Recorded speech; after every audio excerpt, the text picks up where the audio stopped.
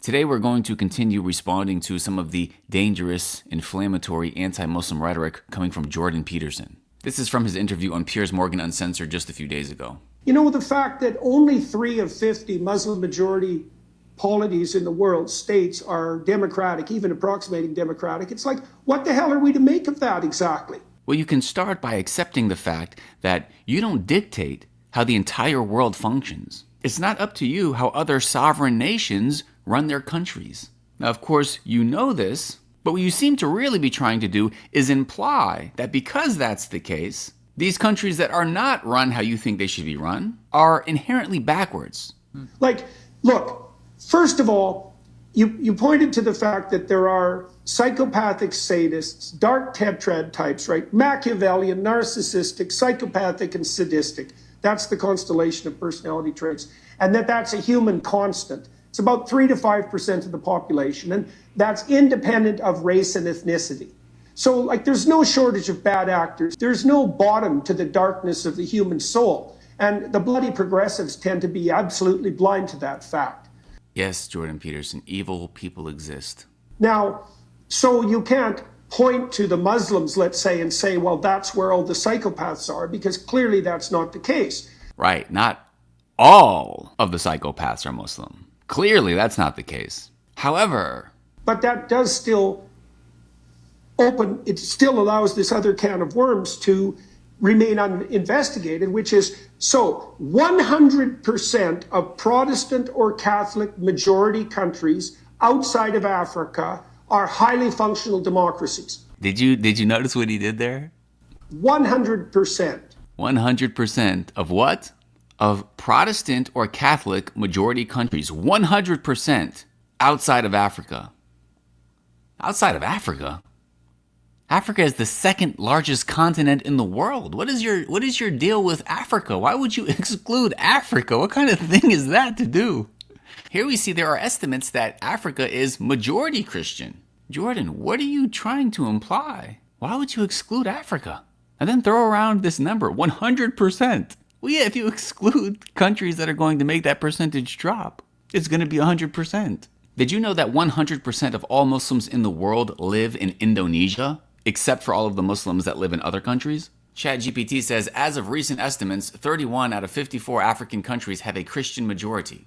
So I don't know why Jordan Peterson insists on excluding all of these countries to say 100% of Christian majority countries outside of Africa. And what does highly functional mean exactly? Anyways, let's continue. 6% of Muslim majority countries are democracies, and they're not in the highly functional category. Well, first of all, are you including Africa, Jordan Peterson? I didn't hear you excluding Africa. I mean, hey, why don't you just exclude all of the countries that would keep it from being 100%? Like you did, like you did when you mentioned the Christians. However, this next segment, Jordan Peterson is about to get so triggered because Piers Morgan, to his credit, is actually going to inform and remind Jordan Peterson that there's a lot of people in this world that actually, if they're going to be a good sport about it, find laughable the idea that you need to dictate to them how they should live, how they should run their society, their country. And at worst, perhaps find it extremely insulting and bigoted. But let's hear what Piers Morgan says. They want to be democracies, but Jordan, do they actually want to be democracies? I mean, we have a slightly quaint view in places like the UK that we are the exemplar for how a country should operate. When I watch how upset Jordan Peterson gets. Was in Qatar, for example, for the World Cup, the football World Cup, I met some of the high-ranking Qataris, including people who were related to the Emir, and they were kind of laughing at the idea that they would look at the UK as a template for how a society should exist with our knife crime, our drug abuse. Yeah, well, our it's easy to say that. I'm throwing it back at you. Calm down, Jordan, calm down. Let that marinate a little bit. Not everybody in the world thinks that the West has it all figured out and that they don't. Not everyone feels like they have to do what the UK does, what America does, what Canada does. You're Canadian, by the way. And wait a second, wasn't Jordan Peterson's ascension to fame due to the fact that he was criticizing his government? I mean, yeah, recently all these guys seem to be piling on in criticizing Muslims and Muslim countries But Jordan Peterson's claim to fame has been his critique of the left in Western countries. I mean, ultimately, this whole conversation is about how the UK failed its citizens when it came to crime. So Piers Morgan is rightfully pointing out, and by the way, I lived in Saudi Arabia from the end of 2010 to the beginning of 2019. So over 8 years, I lived in Saudi Arabia. Outside of that, I lived the majority of my life in America. There definitely are many things that I can speak about from personal experience that is better about Saudi Arabia. And I'm not here to just trash the West and trash America. But for example, the healthcare system in Saudi Arabia, way better.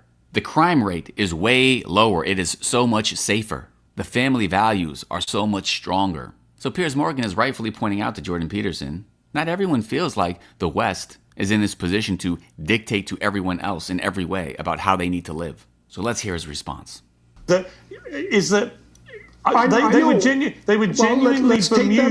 were genuinely bemused that we would think here that somehow the way our country operates is the exemplar that they should be adopting. Okay, well, so this is what I would say to that is, first of all, you're right. So he agrees, but then watch what he says next. But that also makes the problem that I'm addressing in some ways or bringing to light even more stark, because it isn't necessarily the case that the denizens of the Islamic world look to progressive Western democracies as the ideal. But that turns out to be a problem if you're importing them en masse, because their fundamental predisposition might not be democratic, and yet they're in a democratic society. So it isn't obvious what to do about that. Okay. What exactly are you implying? If people are coming from a country that is not democratic, as you put it, but rather, let's say that they have a king, they have a dictator, still, at the end of the day, they just have to follow the law. Are they incapable of following the law? I mean, most Americans just take it day by day. They're just told what the law is, what they're expected to follow. This democratic system has two sides constantly arguing and at odds with one another. So how exactly would somebody coming from a non-democratic country just be like completely clueless about how to function in a country where democracy is the law of the land, allegedly? That doesn't make any sense, and that's why it seems like there's just a lot of loaded language and negative implications about these people. As for his second point is so awful and so telling about who he really is and what he really believes. We're going to have to save that for another video in and of itself. Allah knows best. Thank you for watching. Subhanaka Allahumma wa bihamdik. Ashhadu an la ilaha illa ant. Astaghfiruka wa atubu ilayk. Assalamu alaikum wa rahmatullahi wa barakatuh.